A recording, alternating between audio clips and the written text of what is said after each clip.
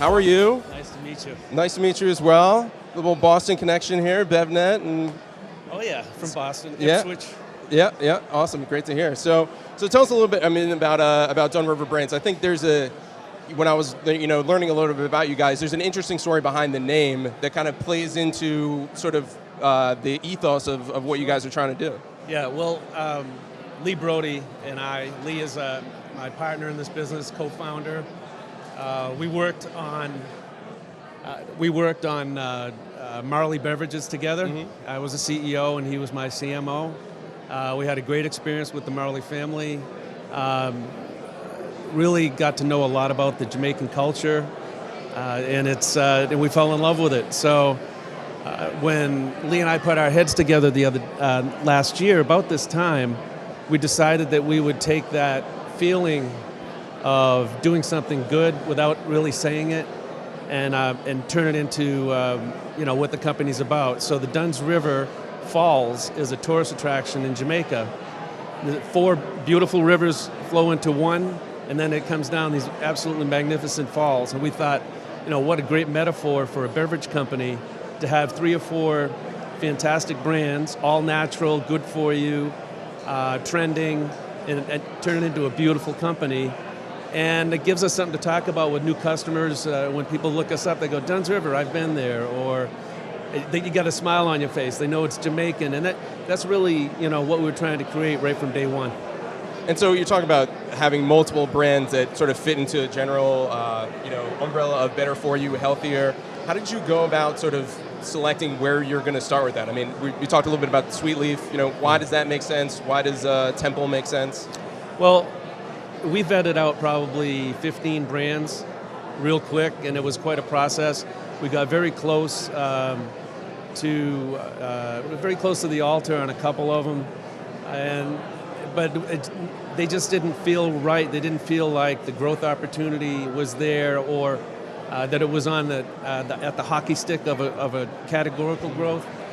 And when we got to the Nestle brands, when that opportunity came to us, we were already fans. Everybody that we spoke to were already consumers. I mean, you can't find a state in this country or even a county that's not carrying one or both. If you take Trade Winds and you lay it on the map in the United States, and then you take Sweet Leaf and lay it over too, it completely fills out the map. So, whether it was by a strategic initiative on Nestle's part or it happened by accident, we said, okay, now we have a national distribution footprint for us that's Ambient, and we want to take advantage of being able to pipeline other brands through that distribution network. Oh, and at the same time, get the message out that there's a group that knows and understands tea, and we're looking for to portfolio brands that everybody recognizes that are also good for you. See, Sweet Leaf is organic, and it's a more higher-end single-serve option. We do have a multi-serve 64-ounce, but Trade Winds is predominantly a jug tea, but it's real tea.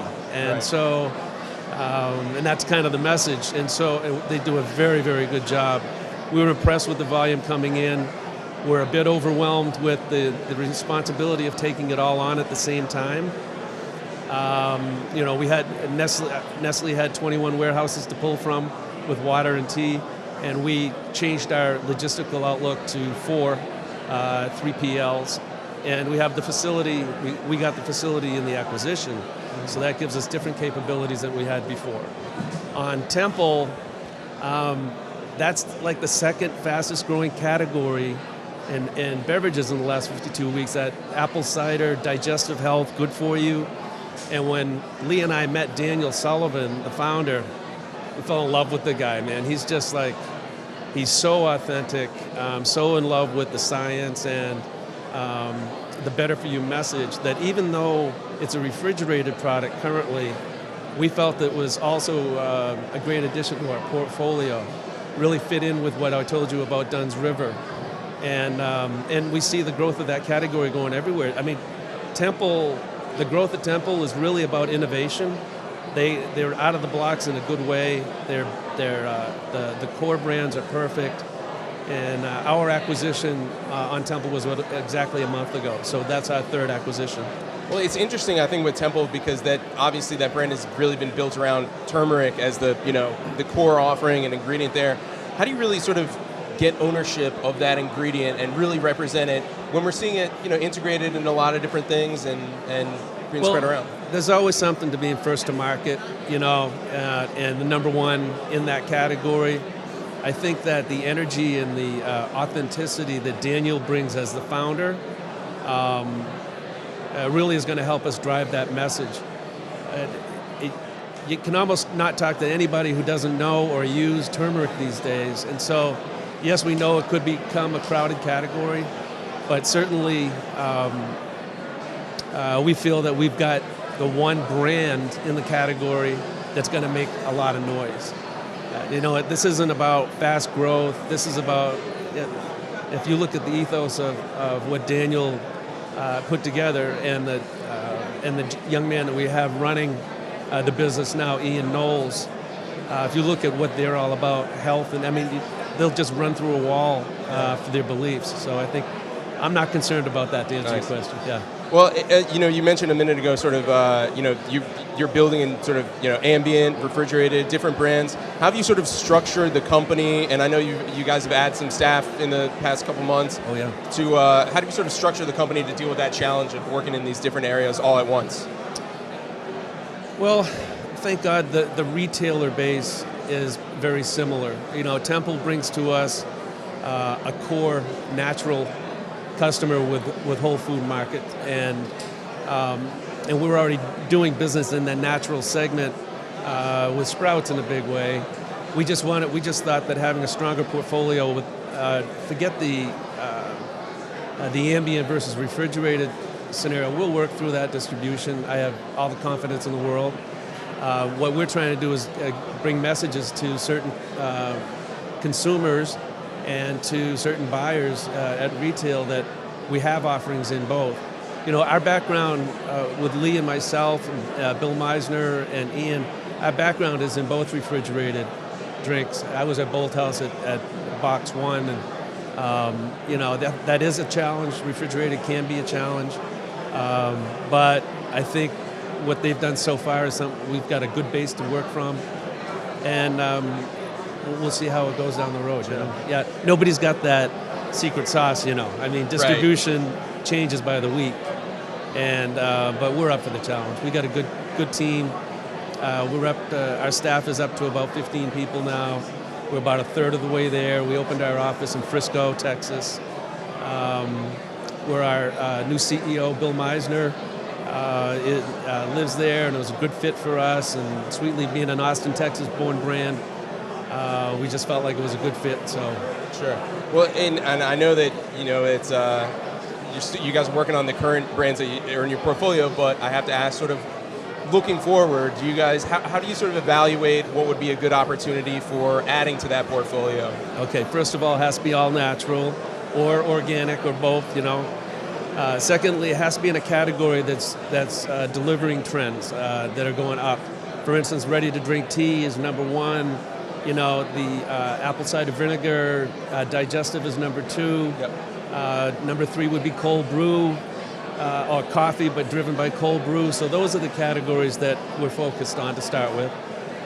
Secondly, we look at brands that have just gone through that hockey stick and they're just starting to climb. We don't want to be too far up for obvious reasons, because plateauing is the next step when you're up that high. But we want to be in a category that's doing that.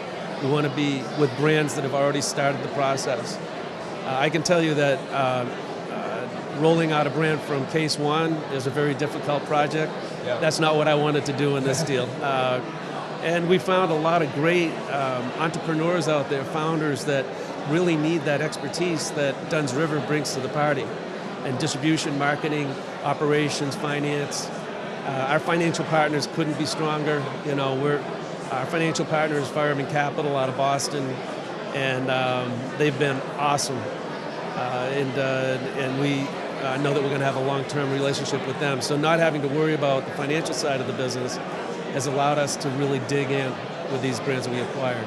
Absolutely. And real quick, we got about 20 seconds left, but you know, a lot of the brands that we just heard on the New Beverage Showdown, we're talking about sustainability being a big angle. How does that play into your thinking?